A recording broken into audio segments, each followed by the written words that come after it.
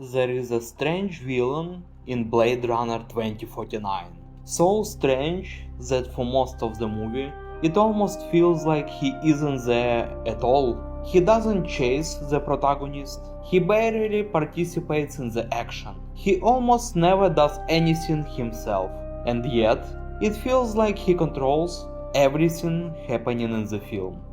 And maybe that's exactly what makes him one of the most unusual sci-fi villains in recent years. Because Niander Wallace is not a traditional antagonist. He's not a warrior, not a monster, not a force of destruction.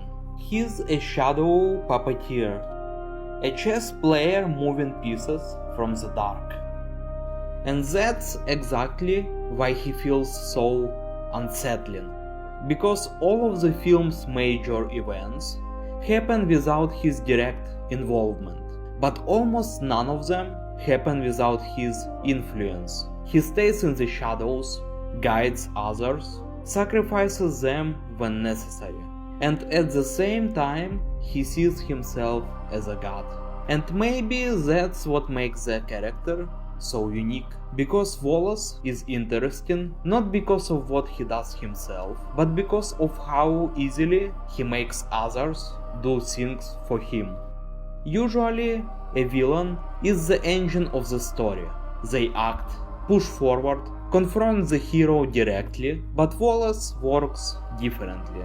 He doesn't move the story himself, he moves the people who move the story. And that's what makes him such a rare type of antagonist. Because his power doesn't come from action, it comes from controlling action. This becomes especially clear through Love's character. She acts in his place, she feels, kills, participates in the story physically. She is the physical extension of his will.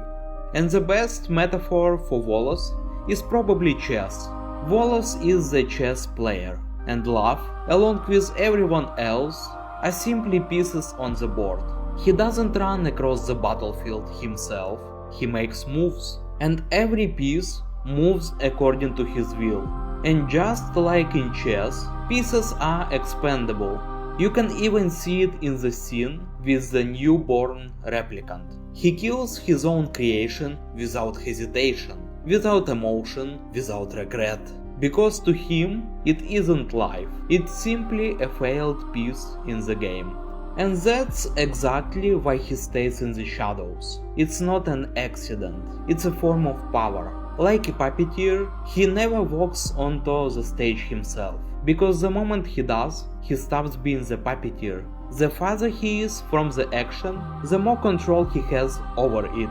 He's like a director who never appears on screen, but determines every scene.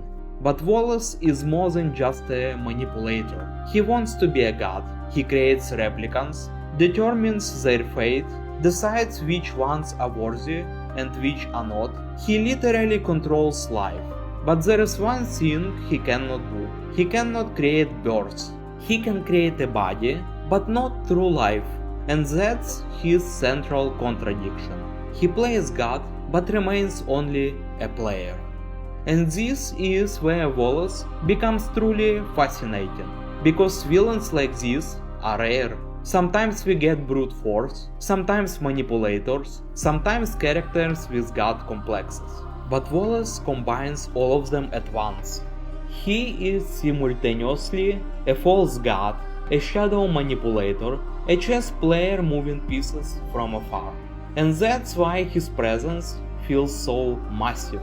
He doesn't simply participate in the story, he guides it from the shadows. And now it becomes clear why he barely appears in the film.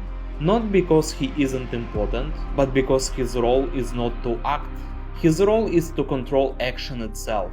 He's not on the board, he's behind it.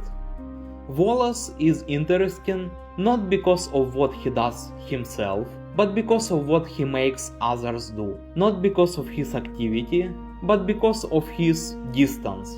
Not because of his presence, but because of his control. He never steps out of the shadows, because the shadows are where he is the strongest. And maybe that's why, The most dangerous villains in cinema are rarely the ones standing in the center of the frame. If you enjoy this kind of film analysis, consider subscribing.